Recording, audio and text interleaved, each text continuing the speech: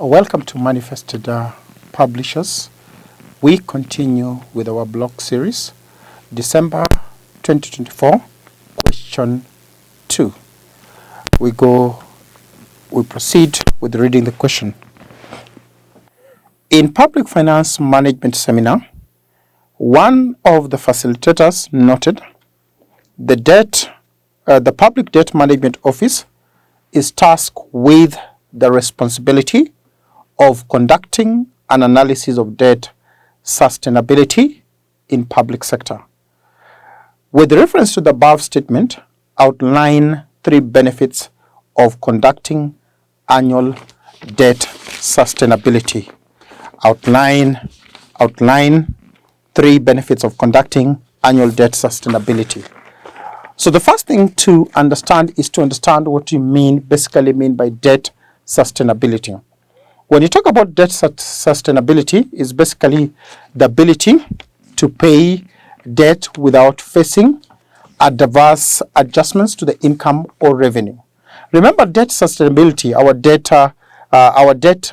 debt payments are normally faced by social and political effects. So debt sustainability is ability to repay debt without adjusting the incomes and revenue. So the benefits of debt sustainability analysis, one of it we can say to guide. One we say to guide. We say to guide the government. We say to guide the government. To guide the government. To guide the government on optimal. We say on optimal funding. Optimal funding, to guide the government on optimal funding. Optimal funding. Options on its projects. And programs. On its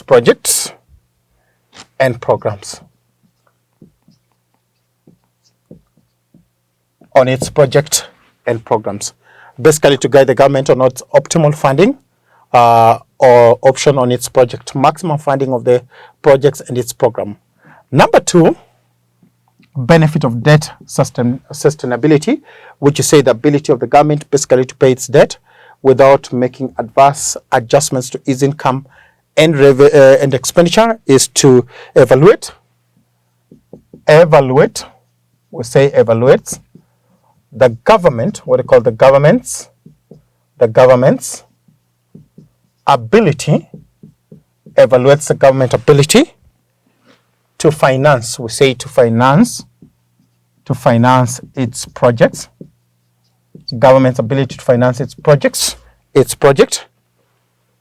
and projects and services, and its services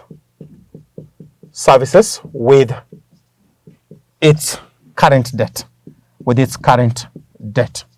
So ability for the government basically to use the current debt that it has to basically finance its services and project without taking another debt. That is the second benefit of what we call debt sustainability, benefit of debt sustainability. We can also talk about number 3, we say determine. Number 3, we can talk about determine. What do you say determine? Determine the fiscal space. Determine what you call the fiscal space. Determine the fiscal space available. We say available to the government. Available to the government. Fiscal space available to the government. With a view, we say with a view of, or to limiting, with a view to limiting, or determining, with a view to determining, we just say to determining, with a view to determining, or with a view of determining. We just note something here, we just note 2A. This is 2A. With the view of determining the borrowing limit, what you call the borrowing, with the view of determining the borrowing limit, borrowing limit, given, we say given the available, what we call available current debt, available current debt. Just to emphasize on something that is very important, when you look at developing countries, one of the things that is synonymous to developing countries is that most of the time they're not able to cover their budgets, so they end up borrowing. So when you talk about fiscal space available to the government with a view of determining borrowing limit with a given current debt, most of these developing countries, if there's not a debt sustainability analysis, they may overextend the borrowing limit. That's why you find the debt is ballooning when it comes to these developing countries. When it comes to debt, there's a ballooning effect where you find them moving to many trillions in borrowing. And if we basically would do the debt sustainability analysis, such we'll be able to determine the borrowing limit and not to overextend. We can add a few more points to what we have covered by saying that to detect current, to detect what you call current and future, to detect the current and future potential, current and future potential, fiscal stress. Remember, debt can actually put a stress on the country, fiscal stress that might be caused, we say, by the external shocks,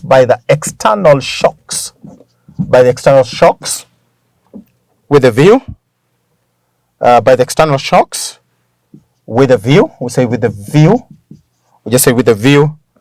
to preventing